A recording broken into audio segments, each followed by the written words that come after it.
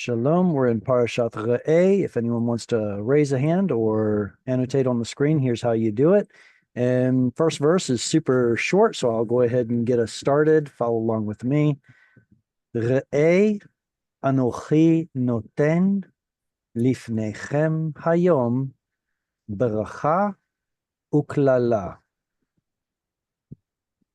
This is a fascinating verse to me because it kind of sums up the entire message of Deuteronomy, in my opinion, I guess. But um, here Moses is still speaking his monologue, his lecture, his speech to Israel, and of course, most of it is going to be from the Lord. So you have to kind of tell, okay, did the Lord say this and Moses is repeating it, or is this something Moses is saying? But anyway, we have here, behold, look, I am setting before you this day a blessing and a curse. This is the entire message, maybe not just from the Torah, but from God. Listen, you can either follow my instructions, God says, and it will be a blessing, you will be blessed, or you can spurn them and you will be cursed. Simple as that. It's kind of ironic to me that some people today think, like the Old Testament is done away with, but they still want the blessings. I'm sorry, it's a package deal. If you keep what God says, then you get to receive the blessing. And if you don't do what he says, you get a curse. That's the way it is. Beracha, we recognize the root there from berech, to bless, or he blessed. And then klala appears to come from the same root as kal, which is light or easy. When you make light of someone or make easy of something that's heavy or important, you're diminishing it, you're cursing it. This first word is an imperative from ra'ah, to see. It's an imperative to you, each and every one of you. Hey, look, which one do you want? Reminds me of the movie where it's like the red pill and the blue pill. Which one do you want? All right, who wants the following verse? Any takers? I'll go. All right, go ahead, please. ברכה אשר תשמעו אל מצוות אלוהיכם, אשר אנוכי מצווה אתכם היום. Very good. את הברכה אשר תשמעו אל מצוות אדוני אלוהיכם, אשר אנוכי מצווה אתכם היום. Okay, so this is remember, you have a blessing or a curse. The blessing that you will receive if you obey. So you can see that they put the word if in here. I guess the word if isn't explicitly in the text, but it's implicitly in the text. The blessing that you will obey the commandment of the Lord your God, which I am commanding you this day. Oh, so if you want a blessing, listen to and obey the commandments of the Lord. Simple as that, right? What? Mitzvot looks like mitzot. Mm-hmm. And why can't it be mitzvot? Because every syllable starts with a consonant. Yeah, because that's a close syllable after tzadi. It has to be a closed syllable after the tzadi, and we get to see the same root down here. Eventually, your eye starts to pick out those roots. Oh, yeah, that's tzadi vav, missing yod. It must be a consonantal vav. This lets you know that this is from a time before that mater lectionis was inserted, sometime around the Babylonian exile. It's an old text. All right, who's my next reader? Okay, Jesse, go ahead.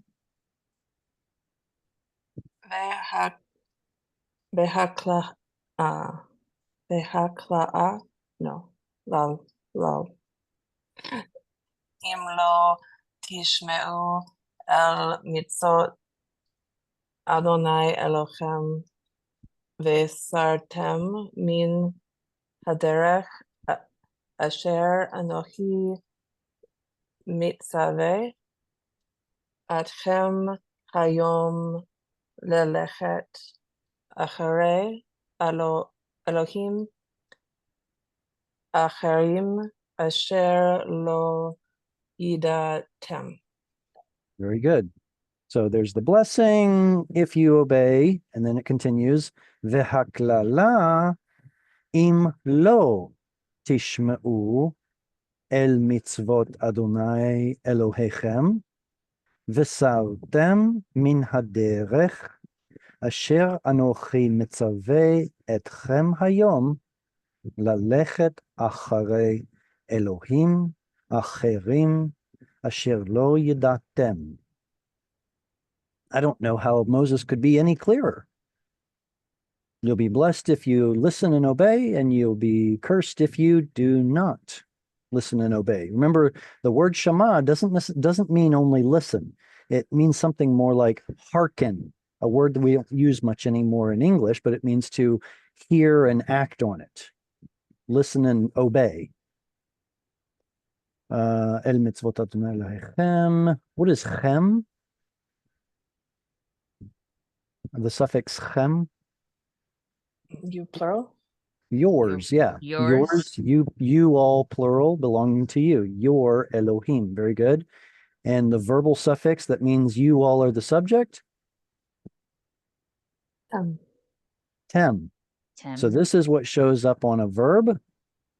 This is what shows up on as a pronominal suffix. And chem and tem. Don't get them confused. מן הדרך אנוכי מצווה אתכם היום ללכת אחרי אלוהים. Okay. Have you ever heard anybody say something like, no, that's the God of the Old Testament. See the God I serve, and then they go on to explain this new buddy Jesus loving God that doesn't care how you act? Yep. Is that an Elohim acher? Is that another God? It's a God in one's own image, I think. Right. Exactly. That's kind of what I'm getting at. How many times people say, well, that's not how I understand the text. It's like, well, that's okay. We're not out to serve and worship you. Right? Let's read the text and see what God and his prophets say about him. Otherwise, we're inventing Elohim acherim. Let's see. Asher Yedatem. What is the word asher, grammatically speaking? Who or whom? It's a relative pronoun. So in English, we have half a dozen ways to say this: who, whom, that, which. In Hebrew, we just have one word. And it means something like more information about what we just said. So tell us more information about Elohim acherim. Okay, here we go. Asher lo yedatem. That you all did not know. The implied pronoun here in the end would be them, which would refer back to them. Usually within a relative clause, the referent is going to point back to the antecedent. You have something pointing back to what you just mentioned. Bill, you have a question? Go ahead. Yeah, this is something that was just picked up tonight on another course. But Dan was the first of the tribes to go off into idolatry. I think it was. So it's a case that the gods could be gods of other nations as opposed to the true God, which was being spoken of out of Bethel. Absolutely. Yeah. Dan forsook his ancestral, his inheritance that he was assigned by Moses and Joshua, technically by Joshua, because it was too hard to keep that inheritance because of the Philistines. So they abandoned ship. They abandoned ship and went up north, and now there's an archaeological site called Tel Dan, which is named after the location where Dan moved to. Nice, peaceful place, except they are among a whole bunch of other people and start worshiping their gods. Yeah, absolutely. So Dan is sort of the, I don't know if you want to call him the black sheep of the 12 tribes, because he assimilated into the nations. And there's all kinds of theories that you probably discussed about why Dan doesn't show up in some genealogies and chronicles, and why he doesn't show up in the 12 tribes of Revelation. Well, You yeah, know, that um, was discussed, but it was a case there was something else about it. The true God that I'm thinking about would be the one that we talked of through Shem and Noah after the destruction. It was still in people's memories about what was done. So it's a case that, yeah, people were forgetting the messages that were coming through from the flood. Hmm. Anyway, by the by, this is getting too interesting. I Yeah. knew that scripture said something about uh Dan being, I don't know, you probably know what I'm talking about, Jared, but him being a bad apple, a bad seed or something. But I didn't know that history behind it till just now. I didn't know. And Yeah, that's there are gods all through the Bible. I mean, and outside from Rachel trying to take her dads and sitting on them to get, and then who was it? Was it when Nebuchadnezzar had the Ark of the Covenant, that they kept sitting the statues right there next to the Ark of the Covenant, and they kept falling over, and they go back in there and stand them back up, and it finally destroyed them. I thought I that mean, was Dagon and the Yeah. Canaanite god. But yeah, the yeah, idea it is may that be. it kept It may knocking be. out. Yeah, it Yeah. kept falling over, lost its hands, lost its head, and they're like, "Get rid of this thing. We don't want anything to Yeah. do with it." Yeah, it was somebody besides the true and living God. So Right. yeah, I mean, there's gods everywhere still today. There So But was when Israel part of comes why, on the scene, when Israel shows up right? on the scene with this radical idea of one true God, it was revolutionary. That was it's a one of a kind people.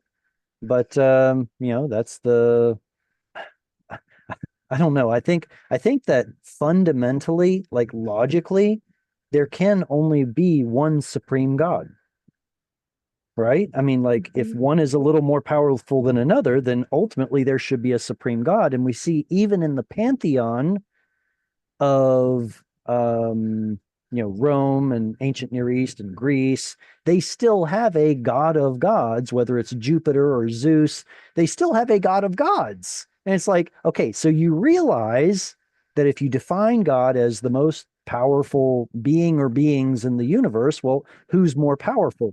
Well, there's got to be one. So another kind of philosophical question that comes from this is, according to the Bible, are there other gods? Meaning, is the Bible advocating henotheism as opposed to monotheism? Monotheism says there is only one God and we worship the one God. Henotheism says, yeah, there are other gods, but we worship the greatest. And it's a philosophical question. It really doesn't matter all that much in praxis, really, because in the end, you're still worshiping the God of Israel. So who cares? Then you go to Paul, where he talks about, yeah, all those gods, they're really non-gods. So it's all a matter of definitions. I don't think so. Okay.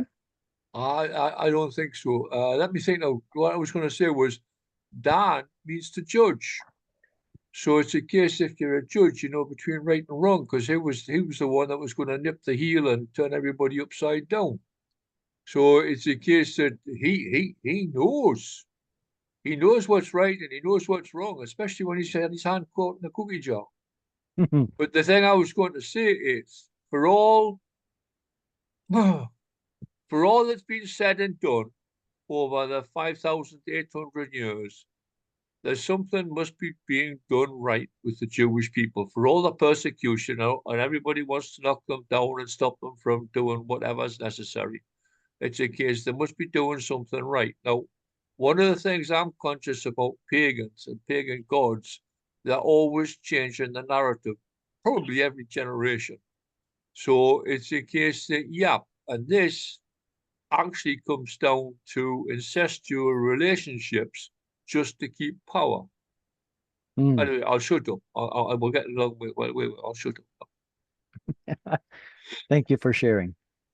Any other quick comments before we move on to the next verse? I was just Yeah. gonna say that I believe there's the God of creation, the ultimate God. And the reason he chose Israel as his firstborn is because Abraham spent time in the mountains along with him. And the rest of Israel from there forward, Abraham's son, Abraham's grandson, spent time seeking the Lord alone in a relationship. The same thing it is about still today. And so God chose them to show the world who the true and living God is. And Right. it is represented all over the Bible with witchcraft, with magic, if you will. You see Joseph and dealing with Pharaoh, and Joseph serves the true and living God, and he goes much further with the power of God than the magicians can with the false magic. And then get to the other end of Egypt, and it's the same thing with Moses and Aaron versus the magicians. And then go to Daniel, and it's the same thing when Nebuchadnezzar's fixing to kill the magicians because they can't not only tell him what the dream means, but tell him the dream to start with. But the God, just like they say, they don't go in there and say, I can tell you what the dream means. They go in there and say, the God that I serve is the Yeah, only one that can tell you what the dream means. exactly. You know, so Okay. so there are pagan gods all over the world, even still today. They're still trying to bring Baal back today, but anyway, they're all false except the God of creation is what I believe. Amen. So Jared, All right, Tim. yes, reflecting back on you pointing out Asher, when I just before you brought that word up, my immediate thought was the use in Exodus 3:14, Asher, yeah. But if we look at the use of Asher in these last two verses, 11, 27, 28, you've got it's three times, and it has et habracha in the previous verse, et habracha asher tishmu. Now that word bracha is used, that's the last word in Exodus 4:22 when he's referring to his son. That's the last word in that verse. And so the blessing or the gift, at the first word in 11:27, the gift, whom is essentially given.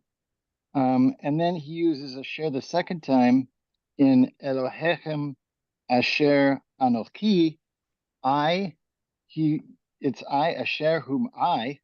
So that's a reference back to Exodus 3:14 again. And then we drop down to this verse, Acharim Asher lo yadatem. And then it's another usage. So you have three different usages reflecting back on the Exodus account in chapters 3 and 4, which is interesting. Thank you. Let's see. Eileen, did you want to read? Yes, I did. All right, all yours. Va'elehi ki yivahal Vehaya ki yeviacha ha Adonai Eloka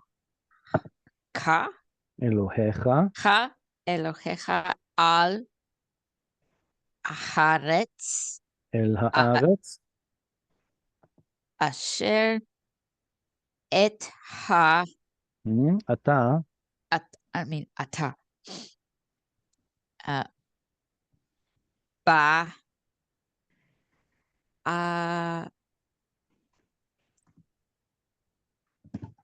ש... ש... ש... ש... מה? shama. שרמה. No, shama. Oh, shama. Okay, sorry. לרשתה. לרשתה. ראישתה. ונתתם.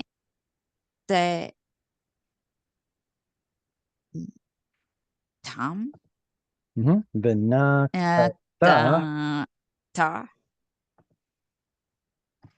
את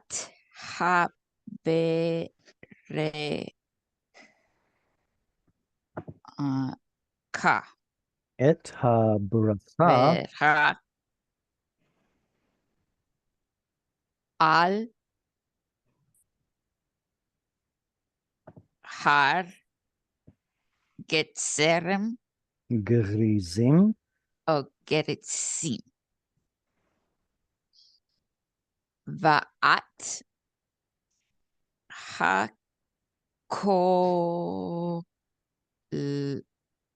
לה ואת הקללה על הר אליו. אבל. אבל. We've got the two mountains here, Gerizim and Eval. And we're supposed to, according to the text, Israel is supposed to announce the blessings and the curses from these two mountains, almost like a responsive reading or something like that. V'haya ki yeviacha Adonai Elohecha el haaretz asher atava shama לרשתה ונתת את הברכה על הר גריזים ואת הקללה על הר עבל. All right, let's get into a little bit of grammar here if you don't mind. This is a verb. What's the root of this verb? Yeviach. Bet Yod Aleph. Bet Vav Aleph. I see the yod there. Why is there a yod instead of a vav? Well, tell you what, I probably should have slowed down a bit. What's the suffix on the end of the verb mean? You? You. You. So that's a pronominal suffix. So we're left with yavi, which earlier was actually yavi. And there is no bet yod aleph root, but there is a bet vav aleph root. So this yod right here actually tells us that we're looking at a he feel verb, he feel causative verb. It's because of he feel that the yod is being inserted instead of the vav. What's the meaning of bo or bet vav aleph? Come. And so if you're causing something to Come. if you're causing something to come, then that means you're bringing it. And that's where we get this right here. He brought you. Who did? Adonai Elohecha. The Lord your God brought you. Well, it says when the Lord your God has brought you. El haaretz, right? They're not in the land yet. He's still giving his monologue, his speech. When the Lord your God brings you into the land, more information about the land. Asher ata va shama lerishta. Okay, all of this is a relative clause giving us more information about her, the land. Why did I call it her? It's Mine is feminine. Because Aretz is feminine, and because we can see inside of the relative clause a reference back to her in the form of this 3fs suffix. Okay, so what about the land? Are they telling us more information? Asher, that, ata, va, that is you, 2ms, are going. Shama, what's sham? There. There. There. So shama means towards there. Hmm. Why are you going towards there? Lerishta. What's the root yarash? We don't get to see the missing yod here, but it's yarash or yaresh. To inherit. Right, to inherit it. inherit, or they call it here possess, to inherit or possess her, the land. Venatata, we can see there's a hey on the end of this verb. What's the built-in subject of this verb? You. 2ms. Oh, you didn't fall for it. That's fantastic. Okay, so we're used to seeing a tav with a kamatz. That is 2ms. Here they just added a vowel letter hey to it, but it's still 2ms. Usually when you see a hey on the end, it's referring to something else, right? She is the subject. She did it. But here, it's just a mater lectionis. Venatata, you can see the stress right here has moved. Instead of it being natata, which is what we expect, you gave or put, it's Yeah. venatata, the stress moved, and that indicates to us what? Vekata. Vekatal. Vekatal. Vekatal. So we're going to translate it as some sort of incompleted action. Bill, you have your hand up? Turn your mic on. Two questions, Yes, sir.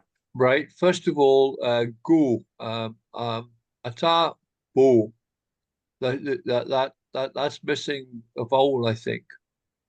Oh, but you've got the kamats underneath, so that might be the indicator. And Right. the other one coming to ones who are just doing that, you shall put the dagesh in the tav. Does that indicate the position of the here? No, the dagesh inside the tav indicates we have a missing letter. Do we have a vowel preceding it? So that makes it a strong dagesh. And if it's strong, it means the tav is grammatically doubled. Why? Why is the tav grammatically doubled? Because there's a missing nun. This is the root natan. Where's your second nun? In the dagesh. It's There it is. missing, but it's Yeah. inside the dagesh. We don't want to miss the point here, right? As far as ba missing missing something, yes, absolutely, it's missing a vav. In fact, that is standard behavior for all verbs that have either a yod or vav as their second root letter. I tend to call these kinds of roots hollow roots if they have a vav or a yod in the middle, like shir or sim, bo, shuv. All of these behave the same way in their katal form. They lose the yod or the vav. Why? Well, let's take the root bet vav aleph and put the standard vowels on it. And remember, vav was originally a W sound. This would be pronounced how? Bawa. Bah. No. With an original W sound, it would be bawa. Reminds me of someone with a lisp, really. So, anyway, the point is that the awa here is a vowel, triphthong vowel that got simplified down. Instead of saying hubawa, you just say huba. Over time, that vav was simply dropped out of pronunciation. And then once the alphabet came along, they had no reason to put the vav in there. It's not pronounced anymore. Well, So you're calling it ba. I thought that goes on accented syllable type thing, so it would constant vowel constant. So it's a case. Is that not bo? I think, okay, I want to understand your question. You're saying va should, Kamat. the commands under the bed, right? Yes. Yes. Mhm. Is that actually an A or an O? It is not accented. The reason it's not accented is because it's in a hyphenated word. It has no cantillation mark on it. It's tied into the next word, kind of like el and haaretz are hyphenated and are treated like a single word, even though they're two separate words. You'll note that whenever there's a hyphen, there is no cantillation mark on any but the accented syllable. However, this also, your question ties into something else. Does it mean that this is an unaccented syllable? Technically, yes. Well, isn't this a closed syllable with a long vowel? And then that's a big no-no? Cheryl knows the answer. Don't look at me. Aleph quiesced. Ah, Aleph at the end of a syllable quiesces, I'm afraid. It's as if it's not even there. So this is actually an open syllable. How do we know it's an open syllable? Because if you look at the word bata, it has no weak dagesh in the tav. It's simply bata. So it's as if the aleph is not even there. There is no consonant. There's a vowel ahead of it, a vowel preceding it, no weak dagesh. That tells us that the aleph has quiesced. And this is the reason you'll see a lot of alephs at the end of a syllable with no vowel on them whatsoever. And I think I mentioned, what was it, no, maybe it was on Thursday. The word karate also has no weak dagesh here. The aleph is simply overlooked, and there's a vowel preceding, so there's no weak dagesh. The aleph quiesced. Because you can't make a glottal stop at the end of a syllable. All right, so sorry for that big tangential explanation. Bill, did that help at all? Yes. The questions of the Aleph. Explain. Quiescence of the aleph.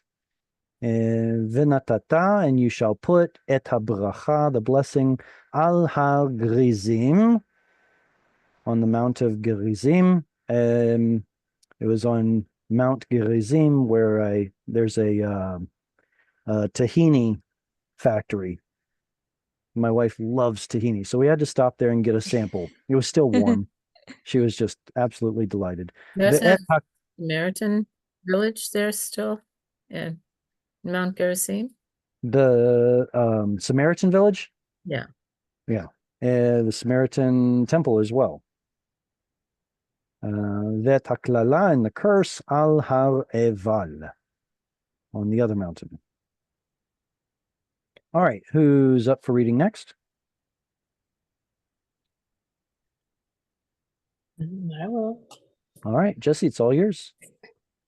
Alo hema be'eber hayarden achare derech mevo hashemesh be'eretz haknaani hayoshev ba'arava mul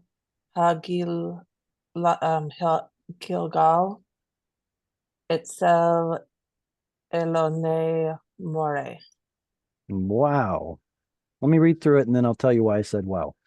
Halo hema be'ever hayarden achare derech mavo hashemesh be'eretz haknaani hayoshev ba'arava mul hagilgal etzel elone more.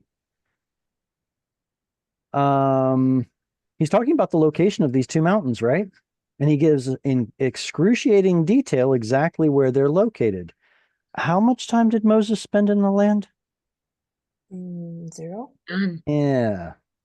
Did Moses write this? He either you believe that he wrote it prophetically, even though he had never been to those places, or somebody else came along later and gave a little bit of explanation about what Moses was talking about. So if you're more academic or cynical or scholarly, you'll believe option 2. And if you're more, inerrant word of God, you'll be more on option 1. But those are your 2 options. And let's see. Halohemma. Oh, by the way, this right here, Be'ever Hayarden, does show up multiple times in the Torah. And some translators can't bring themselves to translate it as on the other side of the Jordan. Now, based on the context, we know that it means on the other side of the Jordan here because Moses is on the right hand, the eastern side of the Jordan, and all the things he's describing are on the left, on the western side of the Jordan. It has to be on the other side of the Jordan. But there are other places that talk about where, like, for example, where Moses was giving this speech, and it says, Be'ever Hayarden. And the translator will say, well, on this side of the Jordan. I'm sorry, you can't have your cake and eat it too. Which one is it? Is it on this side or that side? So you actually see this showing up over and over again. Bill, you have your hand up. Go ahead. Microphone. Are these the 2 mountains where you had the tribes standing on either side? And there was Yes, blessings with and the Levites curses? in the middle. With the Levites in the middle. Well, it was interesting because I was thinking about this, about the right hand and the left hand. And it's a case, it depends in which direction these Levites are standing, whether they're facing, shall we say, to the north or to the south, because it My changes the right apologies. hand and left hand. It does. My apologies. So the cardinal direction in the ancient Near East is east, and the right hand points south. Yamina would be towards the south. Smola would be towards the north. And in fact, they are called as much when God is speaking to Abraham about the 4 cardinal directions. Also, Yamina is where we get the word for Yemen, which is at the south. So I shouldn't have said. Are these mountains then on the north and south side? Oh, wow.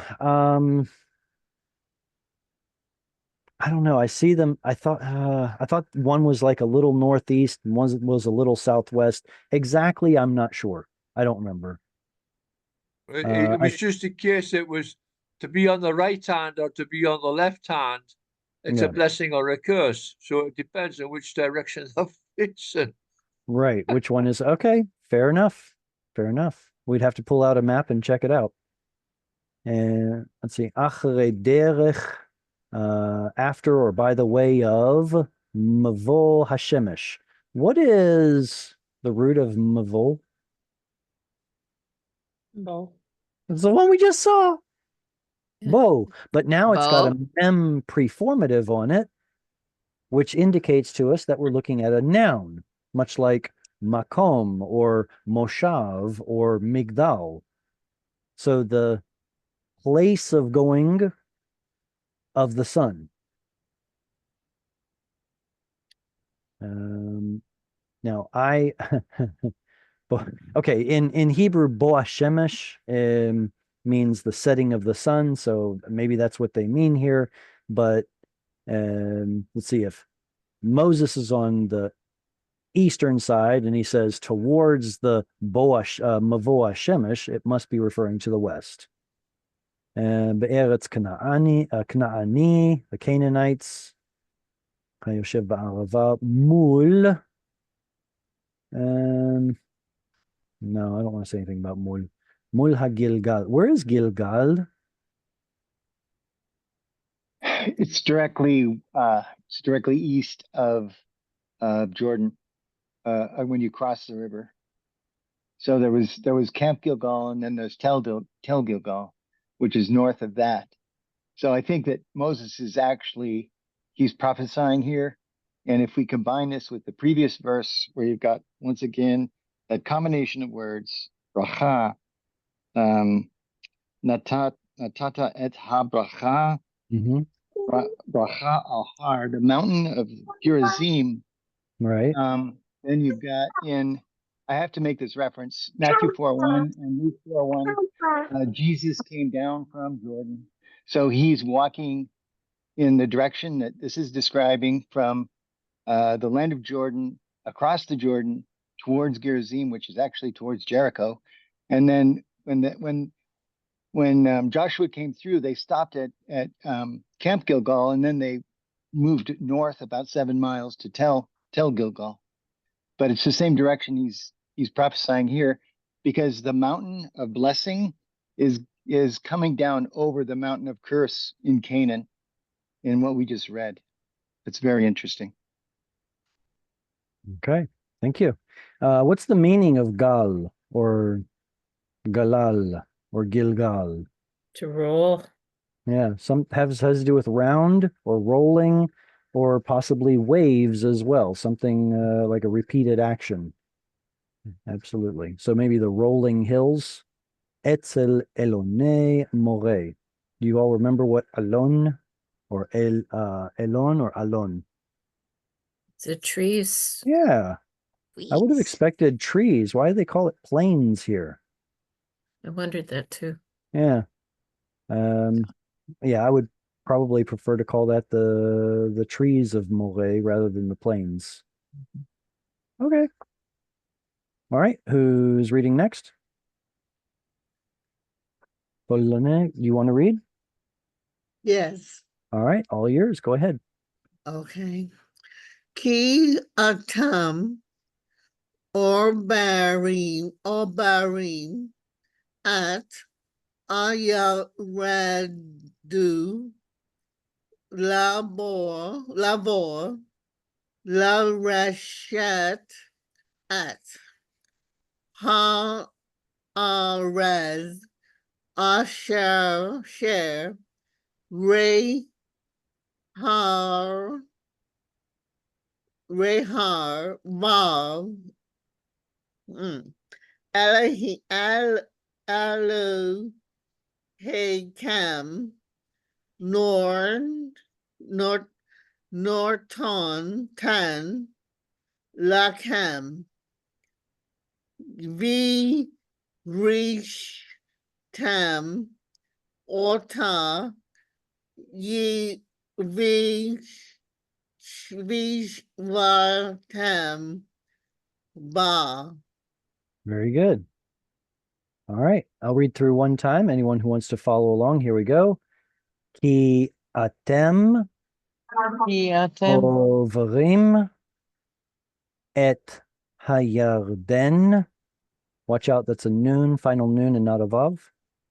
Lavo la reshet et haaretz.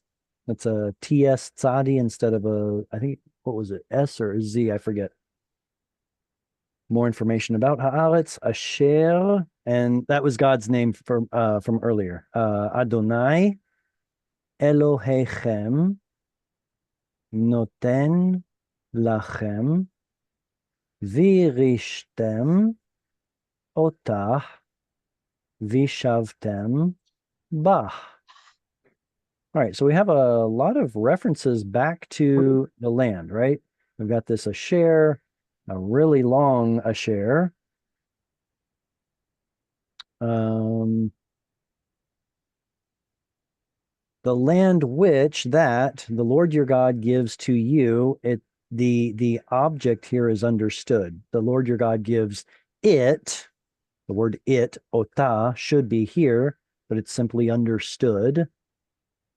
Virishtem otah, there it is again, referring back to the land. Vishavtem bah. So it's a kind of a triple reference back to the land. The Lord your God is giving her the land to you. You shall possess her the land, and you shall dwell in her the land. Question. Question, Derek. Yeah, go ahead. Vishavtim. Mhm. If there were a dagesh in the yod, would it be like return? You return to the land, to her? Could you? I see what you're trying to do there. Are you connecting the root shuv? Yeah. Okay. One is shav and one is shuv, right? Is that how? One is yashav and one is Yashav. shuv, correct. All right, so let's figure this out. How can we say you all returned? And then we'll find out, how do we say you all will return? Anybody want to proffer a suggestion? We need you all returned, and then you all will return. From the root shuv. Vayeshavtem is what's Okay. written, but it sounds like it sounds like if I was just listening to it, it could be Vayeshavtem. You Well, here's returned. all right. So I think what's happening here is that we're used to seeing a yod at the beginning as a yiktol prefix letter, Yeah. but it cannot be this time because there's a katal suffix. We can't have both a yiktol prefix and a katal suffix. So which one is it? Well, because we have a katal suffix, it means yod has to be part of the root. So what I'm doing is taking you a step further. Let's take the actual root shuv instead of yeshav and form a verb out of it.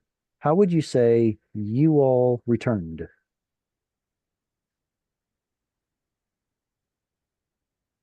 Okay, in the katal, we talked about it just a minute ago. In the katal, we lose the vav Mhm. and we just get shav.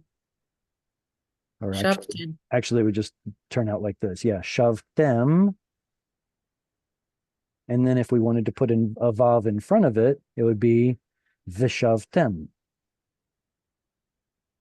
So without the vav, it would be you all returned, shavtem, or it could be a vekatal, and you all will return. Okay, that's the katal suffix. Now let's put yiktol on it. Let's start with the standard form first. How do you say he will return? Hu yachzor. But use the root shuv. Yashuv. Hu yashuv. Yashuv. Very good. So in the yiktol, the vav hangs out. It remains. It's preserved. So in order for there to be no vav here, that tells us it's katal. For it to have tem, it tells us katal. So the yod has to be part of the root, or the root. Okay. Notice, everyone, how the yod, which should have had a shva at the front, is simply turning into a vowel letter here. Instead of v'yeshavtem with two shvas, Hebrew doesn't allow two shvas. So it turns the first one into full vowel, which is a chirik.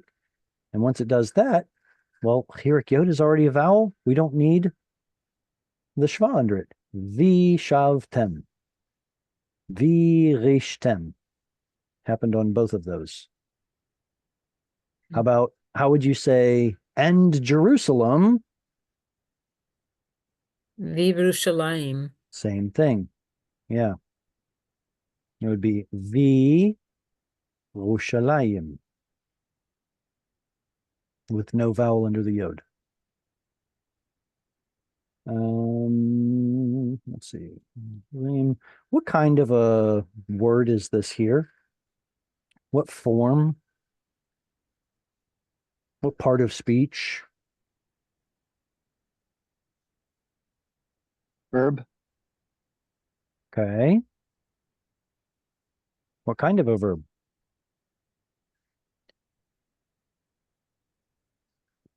It has an O on the first root letter.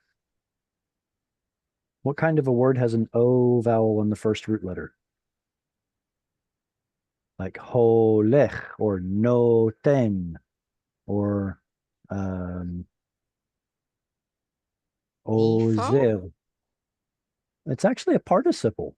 It's a kal participle. So the oe tells us that it's some sort of a participle, which is usually an ongoing, it's an adjective describing something as doing an ongoing action. I am sitting. Sitting describes the action that I'm doing. It's an adjective. Ovrim is a participle that says you all are passing over. In modern Hebrew, it becomes the present tense, but we're talking biblical Hebrew here. It's technically a participle. How do I know participles are adjectives? Participles are verbs, aren't they? Shows an action. No. Sitting is very hard on my backside. No, there it's a noun. It's plural. The im does make it plural, but how about melachim? That's plural and it's a noun. Or kechulim, blue things. That's also plural, but it's an adjective. It's the nouns and adjectives that have im on them. And it's the adjectives that have 4 different possibilities. Over, overet, ovrim, overot. It's an adjective. It describes what someone is doing. Kietem ovrim, for you, of course, the assumed verb here would be you are passing over et hayarden, the Jordan. Lavo, to go, lareshet, to possess the land. All right. Any questions before we move on to the next verse? Yeah, you. Tim. Okay, so the ayin is acting as the verb to the adjective in that. The Is that what ayin we're is the saying? root. Is that what No, we're saying? we're saying that the ayin, well, no, we were saying that the O vowel on top indicates that it's a participle, like both of these. Okay, Ovrim and noten. so Not the- we declared that an adjective as opposed to a verb then? I did. Okay. And there are plenty of people that would disagree with me, but I think that truth, logic, and grammar are on my side. Isn't it nouns and adjectives that have 4 different, well, it's adjectives that have 4 different forms, whereas verbs have a different form for every person, gender, number. I sat, you sat, he sat, she sat, they sat, we sat. There's a ton of them. Adjectives only come in 4 flavors, and participles only come in 4 flavors. There are also other places in the Bible where it is used explicitly like an adjective. So I think I prefer to call it an adjective because grammatically it looks like one, it behaves like one, but it's a chameleon because it's an adjective that describes someone doing something. Well, no, that's a verb. No, describing is an adjective, doing is a verb. So which one is it? I would argue that it's an adjective. But like I said, in modern Hebrew, it's used as the present tense verb. And even though still in modern Hebrew, it acts like an adjective, I would argue, but I digress. All right, who's my next reader?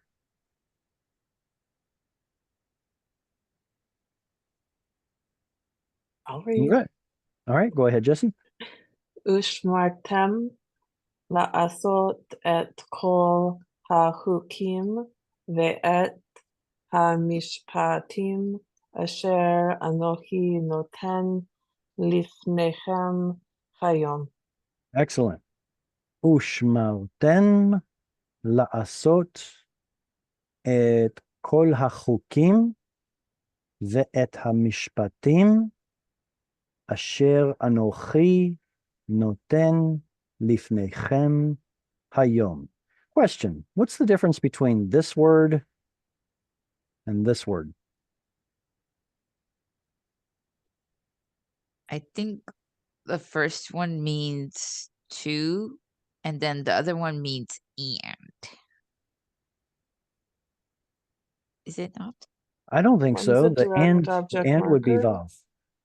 The and is actually coming from the vav, and there's no translation under this, and in fact, no translation under this because there is no explicit translation for Direct the object marker. direct object marker.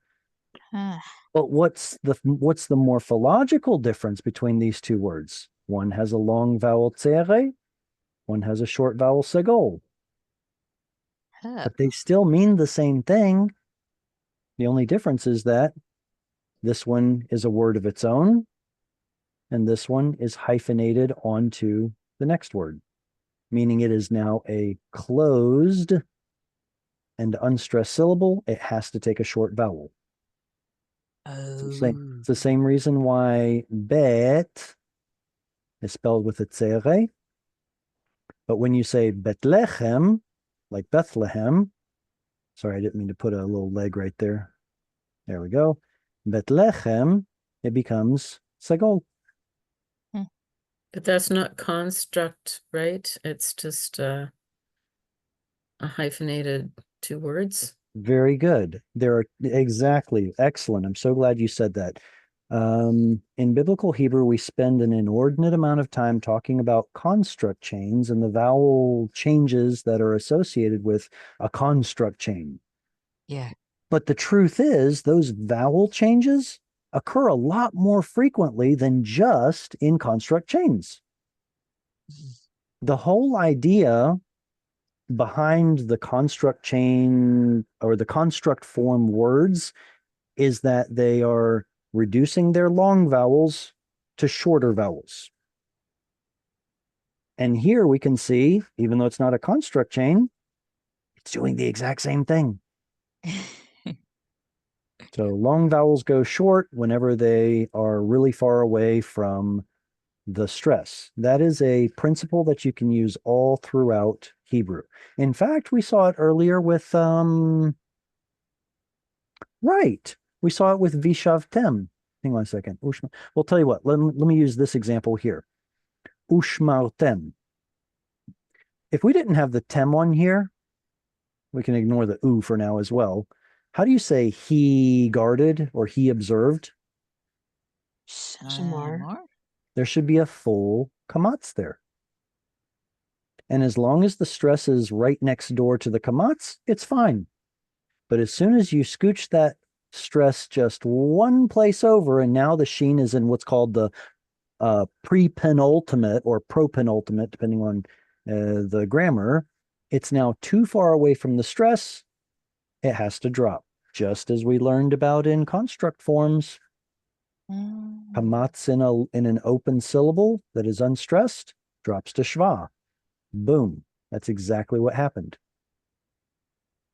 That principle is all throughout Hebrew. When long vowels are too far from the stress, they shorten.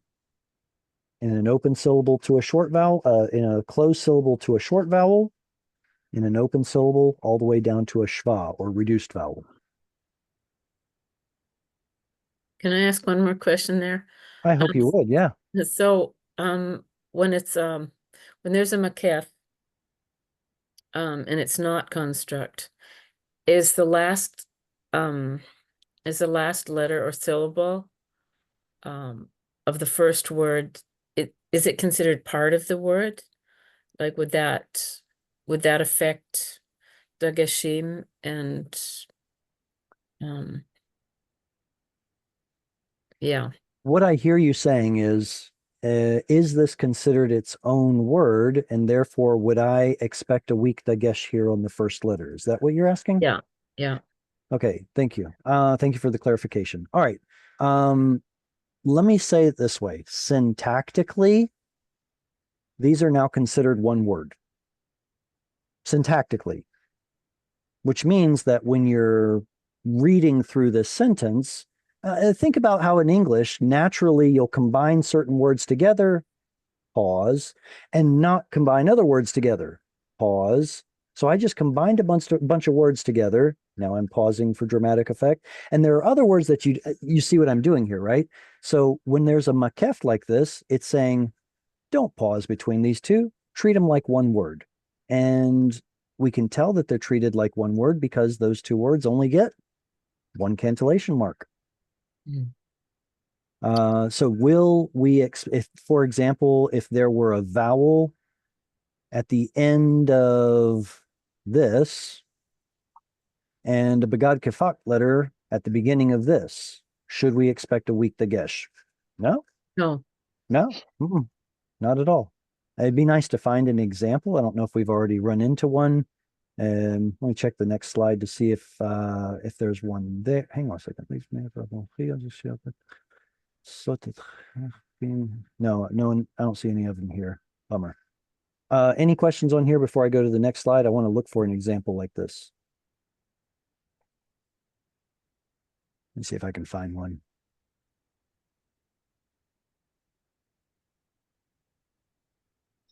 No, that would just be too that would be too perfect to find one. I don't see one here. But to answer your question, yes, it means that there would be no weak dagesh there. What were you saying, Tim? Oh, nothing. I was talking to myself. Sorry. Okay. Don't let me interrupt. Trying to read. Trying to read it. Do you want to read? Go ahead.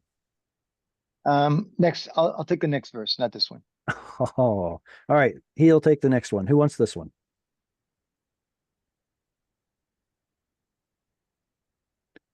All right. I'll do it.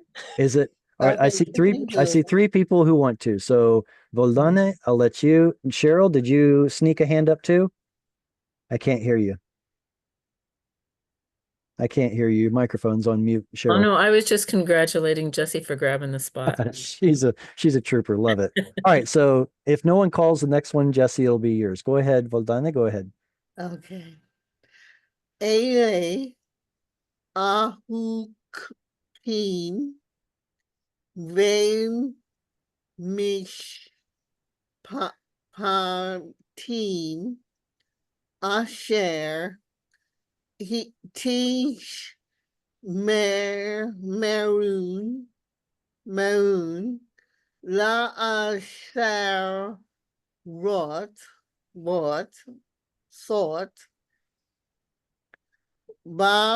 Ba'arez Asher Natan Adonai Elohe Abortaka Leka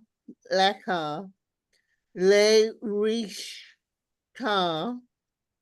Kal Al Yamnim Asher Atem Ha-Yim Al Ha-Eha Adama. Very good. When you see the reduced vowel, make it super short. Ha adama. Ha adama. All right, I'll read through one time. Please follow along if you'd like. Ele hachukim והמשפטים אשר תשמרון לעשות בארץ אשר נתן אדוני אלוהי אבותיך לך לרשתה כל הימים אשר אתם חיים על האדמה.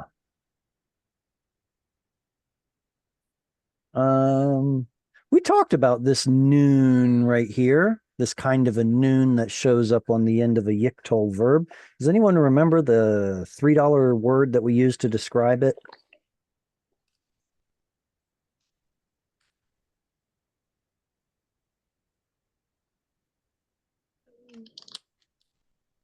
I think the grammars will call it a paragogic hay. And it may be a vestige of an original yiktol suffix because it's still being used in Aramaic. But eventually in Hebrew, these noons fell off and we didn't use them anymore. What is the root of ha-chukim? Chok.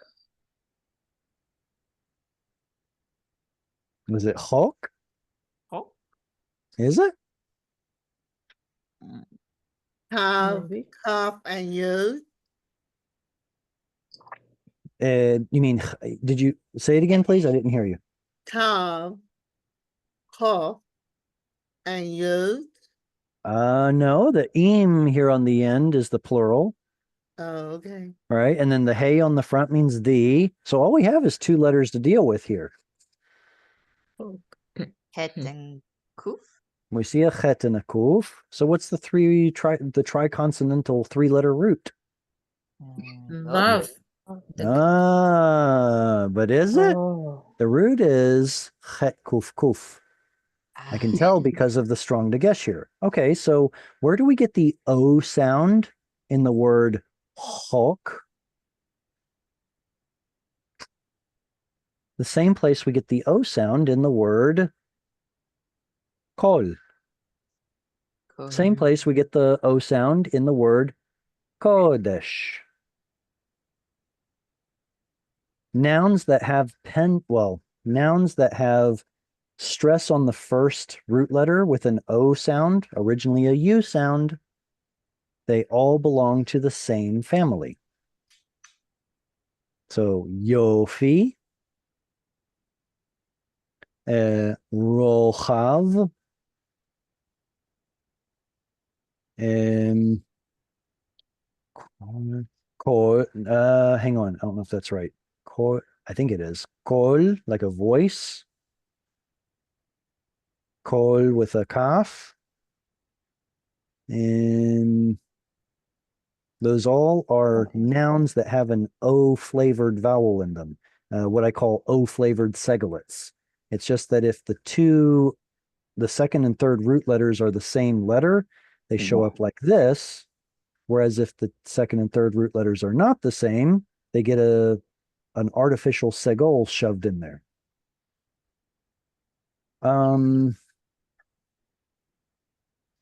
How would you say your Kodesh? Let's tack on a suffix onto the word Kodesh. Ha. Kodesh. There would be a cha on the end, but what happens to the rest of the vowels?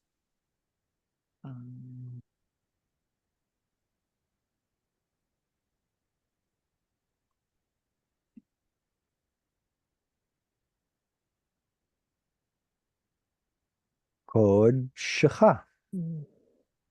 Kod shecha. So looking at this construct form of the word Kodesh, we can see that the original form was Kodj. Kodj. And if we take that same idea with, for example, Kaf Lamed Lamed, it would be Kol. You see where I'm going with this? Well, Kol sounds the same as Kol. And that's exactly why it shows up only with a Kaf and a Lamed and not two Lameds. Same thing happens up here. Chok has only one Kuf, and it's only if you add a suffix that we get to see the strong dagesh that tells us, no, there are two letters there. Wait a second. So kol, if we put a suffix on there, will it have a dagesh? Let's see. Let's take the word kulam. Does anyone know the word kulam? Everyone. Everyone. All right. What vowel goes under the kaf? Kibbutz. Kibbutz. Does lamed get a dagesh? Based on what you've learned? Yes. Absolutely. Kulam. This is coming from the word kol. It's just we don't see the dagesh in the lamed here because it's the end of the word. But as soon as there's something else there, your dagesh shows up. The root is kaf lamed lamed. Same thing happened here. Chokim chet kuf kuf. Let's do something easier. What's the root of vehamishpatim? Shafat. Shafat. Too easy. Shafat. What's the mem?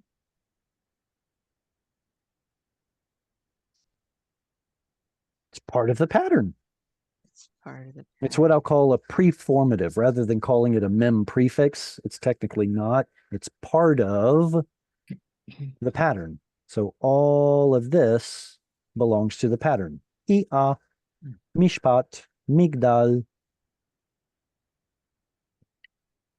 And all right, let's see. Is there anything? Why is there a strong dagesh in this yod?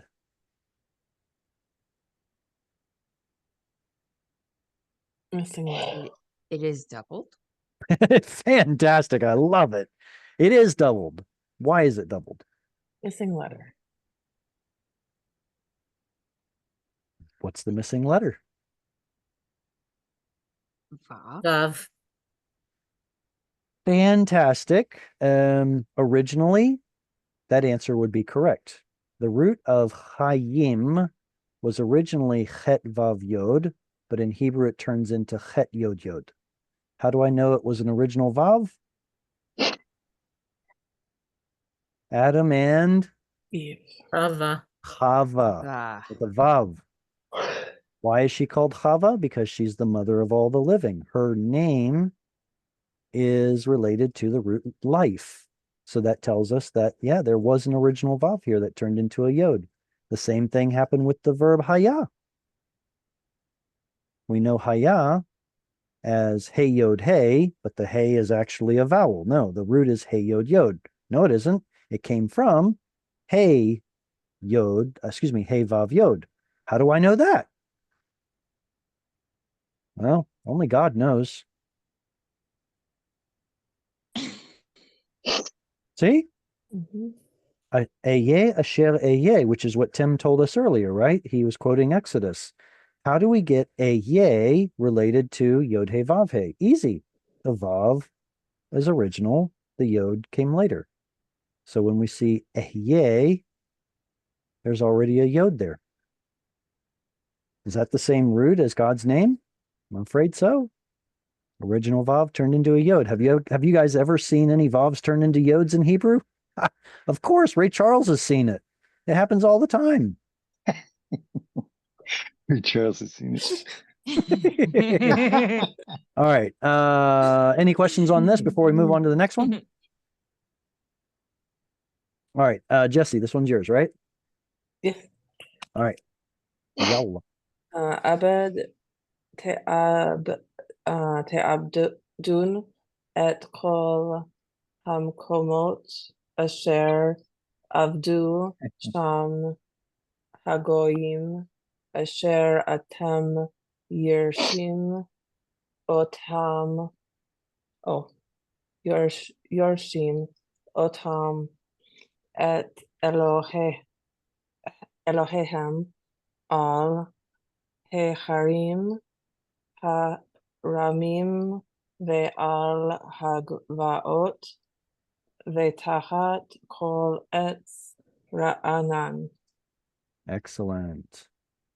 Abed te'abdun et kol hamkomot asher avdu sham hagoyim asher atem yorshim otam et Elohehem al heharim haramim ve'al hagvaot v'tachat kol etz ra'anan. All right, I am, let's see, I'm going to go yim. What's the root of goyim? Gol. It's Gimel Vav Yod. Usually, when there's a Vav in the second root letter, the Vav goes missing, or it turns into a Yod. But because the following root letter is also a Yod, the Vav remains, albeit as a vowel, but it remains. What's the root of this word here?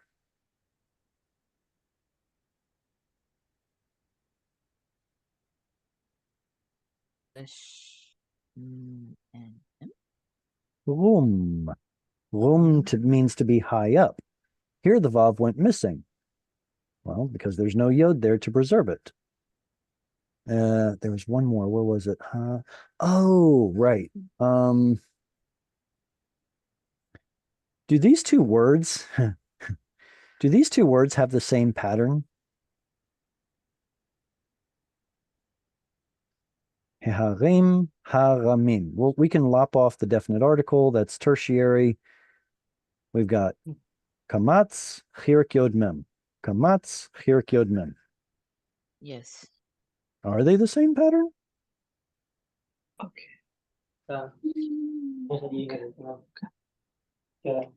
There's one principal difference between these two words that we don't get to see because of gutturals. This word over here is a noun, right? Mountains. And this one over here is describing the mountains. It is a High mountain. Adjective. it's an adjective. Adjectives. Adjective. Okay. Do we know any noun patterns that look like this? Do we know any adjective patterns that look like this? Not sure yet. How's his You finger? feel? I'm not sure. No, it's not he feel. The hay is part of the root here. Full reconstruction. So it makes me wonder whether we're looking at a root okay. Has anyone heard of Mount Hor? Hor?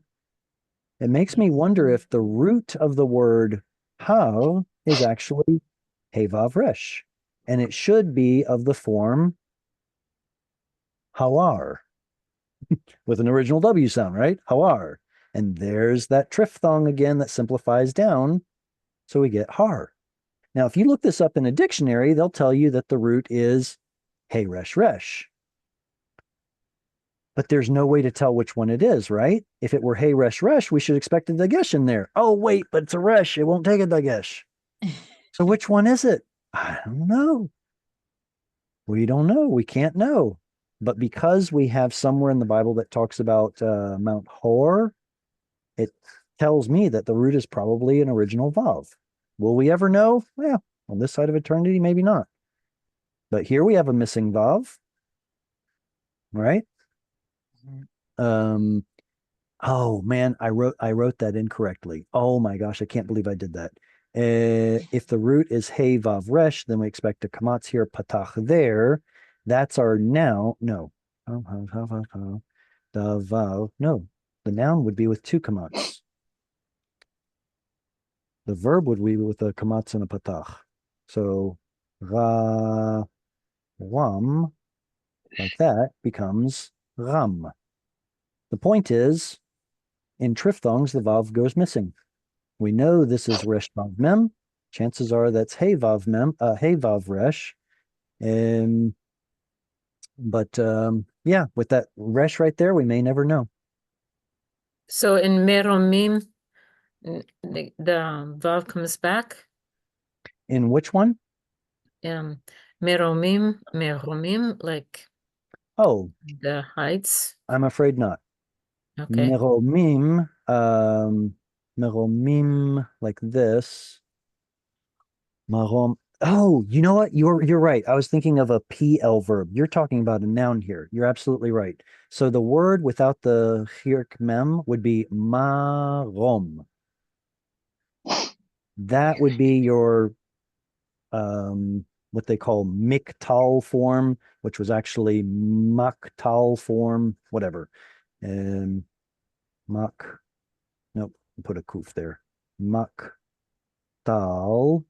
which in Hebrew turns into miktal. That's why we have words like migdal. It's actually the same pattern as a word like makom or marom or moshav with that ah sound there.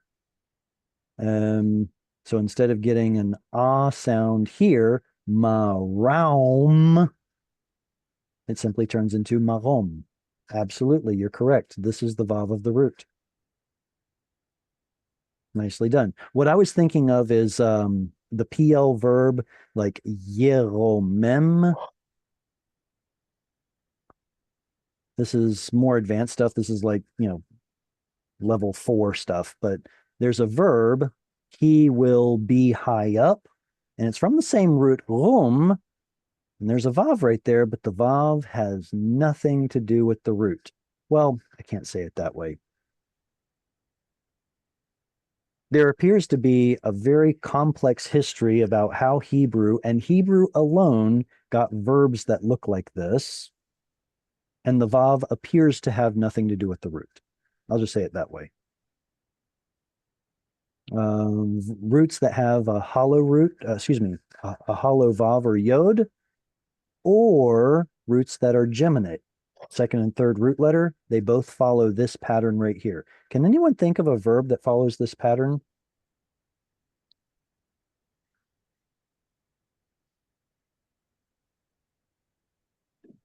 Yikomem. How about mishorer? What's the root of mishorer? And vav resh. So close. It was probably originally Shin Vav Resh, but it's Shin Yod Resh. Shir, a song. So Ah, shir it has, or shira is a song. Shir is he sang, or imperative sing, has to do with singing.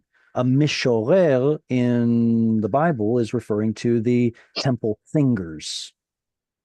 So where's this vav come from? Well, I'm afraid it's the same reason that this is here. There's also yidomem, yishomam. There's a yit holel. As this vav shows up in those two categories of roots. So anyway, it's a little advanced. I'll back off of it. Tachat kol anan, goyim. Okay, what's the root of this? Since we're talking about hollow roots,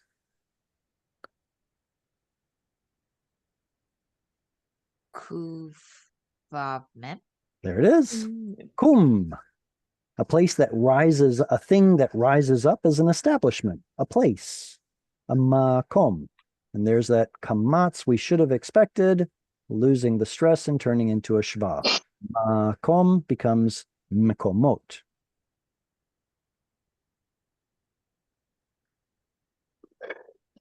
All right, next reader. Anyone's head hurt? Just a little. Who's my next reader? I'll do it if you want.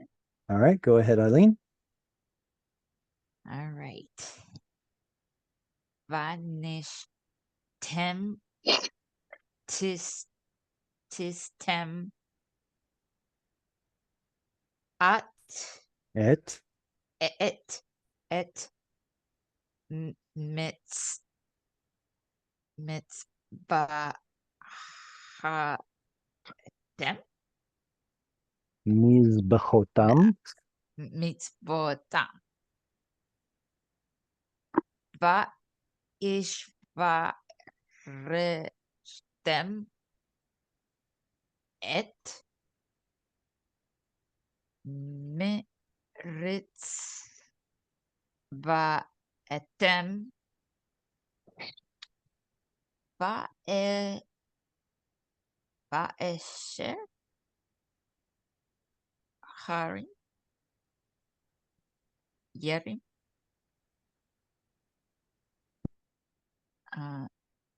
Are you?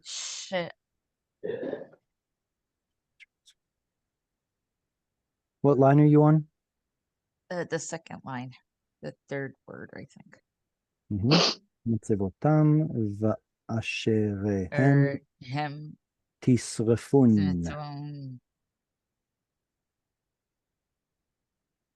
ba ish באש. ish va mi no ba pa li ופסילי. ופסילי. ufsile That's an audible spot. ופסילי. sile al ha yir em אלוהיהם. Elohechem at no ga da avo en תגדעון. un ba them ואיבדתם. them et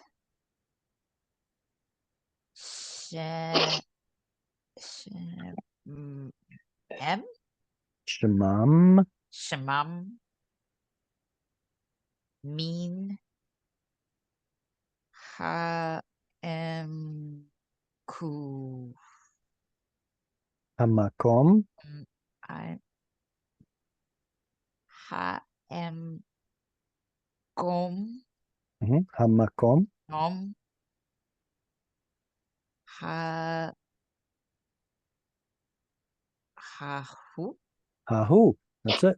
Hahu.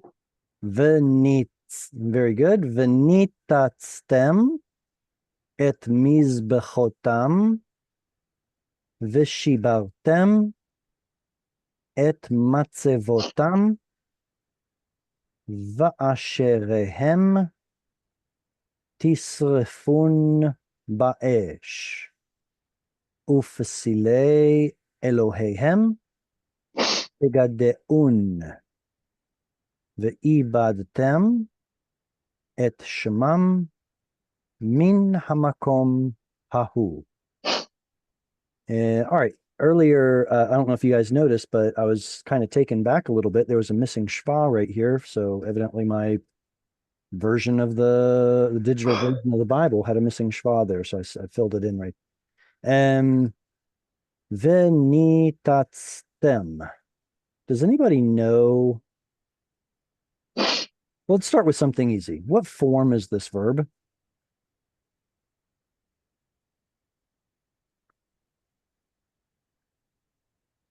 Which one, Jerry? The first one, the first word, venitatstem. What form is this verb? Vekato. Vekatal. Very good. It has a katal suffix and it has a ve at the beginning, and it looks like it's a future commandment, incompleted. It's vekatal. So what we have here is nitats, or that's what we see with our eyes. Can anyone tell me what the root is or what the binyan is? It's a trick question. Neat. Okay. If it's Because it has an nifal, N in it. because it has a noon. So what's the root? Mm, If the noon is nifal, well, we see the tav, we see the tzadi, and we see the strong dagesh. So that means it would have to come from natats. That's But there's another option. What other binyan could this word be with a chirik right there and a strong doubling dagesh right there? PL. PL. PL. In which case it has the exact same root. Wow. So we can't tell whether this is nifal or PL, can we? Yes, we can. How can we tell? Context. A nifal is usually a passive or a reflexive or reciprocal verb. So will it take a direct object? No, alas, we have a No. direct object with the et right there. So which one is correct and which one's not? Oh. So it's a PL has to PL. PL has to be right because PL can take an object. Nifal pretty much categorically doesn't. If you ever see the word et with an actual nifal verb, it's probably because the et is the word with and not the direct object marker. But here we're supposed to be doing something to their altars. Yeah, that's a direct object. Got it. So it's a PL. So it's kind of frustrating when certain verbs or certain words show up with multiple possible parsings, and you have to use the context to figure out which one it is.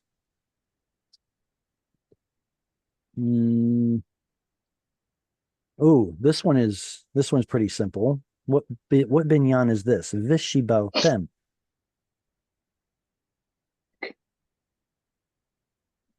It's Vekatal because it has the Vav. It's still vekatal. What's the root? Excuse me. What's the binyan? It's Chirik here. Chirik there. Dagesh there. And the net right there. Yeah. Same. PL. Exactly. But here, there isn't any ambiguity because there's not a noon in that first root letter position. The chirik, the dagesh, it tells us that this is a PL. Shavar means to break. Shiber means to smash. Vishibaltem, and you shall break. No, smash. Matzevotam, their pillars. Speaking of missing noons, what root is this noun? Matzevotam.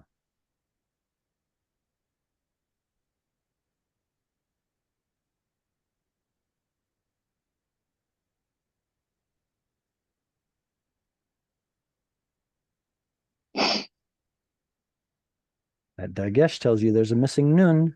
It's a missing root letter. It's from the root nun tzadi, the nun tzadi bet, which means to stand or be stationed, right? And there's your mem preformative that turns it into a noun. What stands its post and doesn't move? Matzevot, pillars.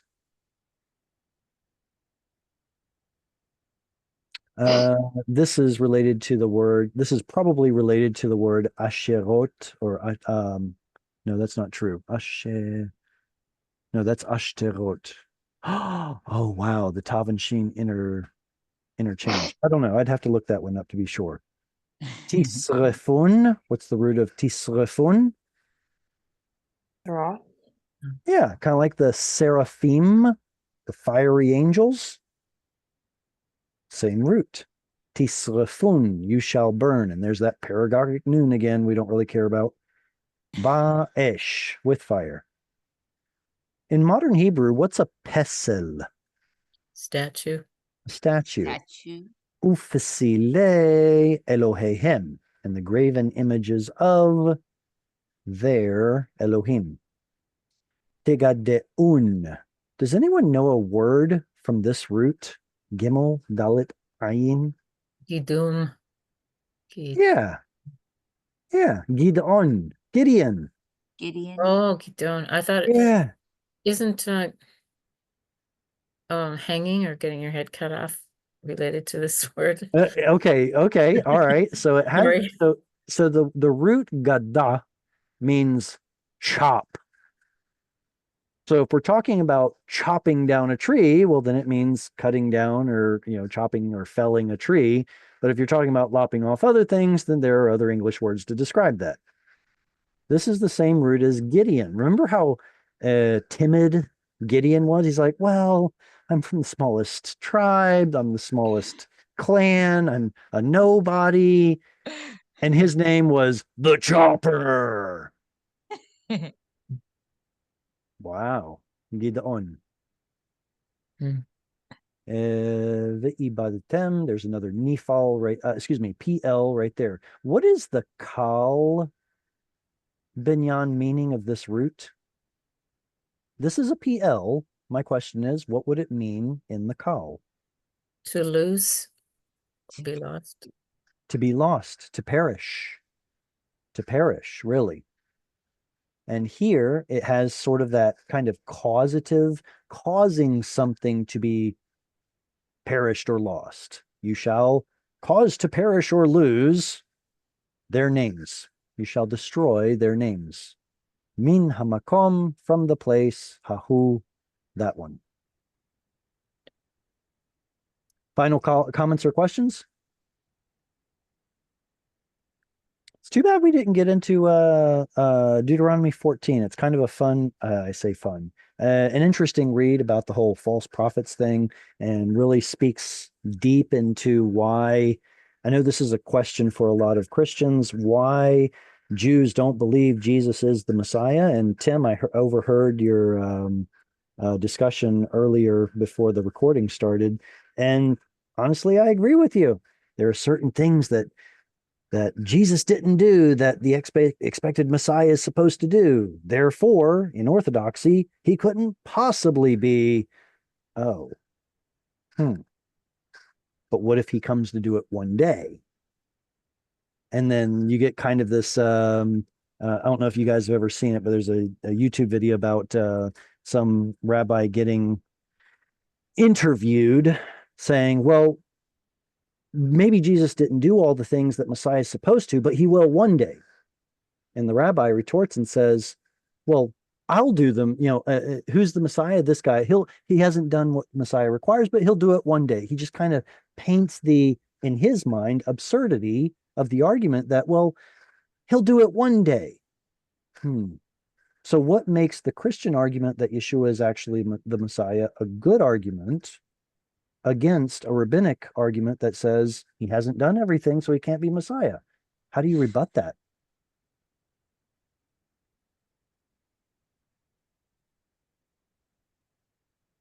It's good to train yourself on these kinds of things. How can you rebut an argument like that? It's very simple. You look at the things that Yeshua has done as a down payment or as a promissory note of the things that he says he will eventually do. Yeshua did things that no other man did before. That makes him different. So now his promise isn't just an empty promise. It's based on evidence. That's why. But nevertheless, as long as a lot of Orthodox Jews don't believe that Yeshua is the Messiah, they look to, I encourage you all to read this on your own. They read Deuteronomy 14 that talks about if somebody has a sign and performs a miracle, but causes the people to stray away from what Moses taught God's commandments. If you stray away from them to follow other gods, stone him, kill him. So Orthodoxy feels justified in the death of Yeshua because he was a false Messiah, according to Deuteronomy 14. You know what we have here? A giant misunderstanding. Absolutely. The That's giant exactly what it was. misunderstanding. I believe that the Hebrew people, the Jewish people, were expecting a Messiah that was going to absolutely fulfill everything that the prophets had foretold about him. Even the Because- disciples said as much. Is now the time you're going to restore all things? They were Right. expecting it too. And he And said, he has "Oh, not yet." He has done about 82% of it, but they were expecting it all at one time. And Yeah, they do not understand that he came the We're- first time. we're an as instant the gratification Lamb. people. We're instant gratification. I want it now. And God's He timing, came- he's just way he more came the patient first than time any as- of us. He came the first time as the Lamb of God that takes away the sin of the world. And when he comes again, he comes as the Lion of the tribe of Judah. Amen. And that's when they're going to see the warrior they expected. Right. That's when they're going to see the rest of it. And then they're suddenly going to go, oh my goodness, because I mean the tribulation saints are 144,000, 12,000 from each of the 12 tribes of Israel. So the last 7 years is for Israel more than for the Christian, the age of grace. Thank you all so much for coming for me this evening. Look forward to seeing you all probably not next week because of Sukkot, but in 2 weeks. Is that right? Let me just double check. Sukkot's going to start there and end there. Yeah, in 2 weeks on the 20th. No, on the 27th. Yep. 27th. All right. Look forward to seeing you all then. Lehitraot, Shalom, and have a Shalom. wonderful Chag Chag Sameach. Sameach. Chag Sukkot Sameach. Sukkot. Shalom. Good to meet you. Shalom. Shalom. Thank you, Jared.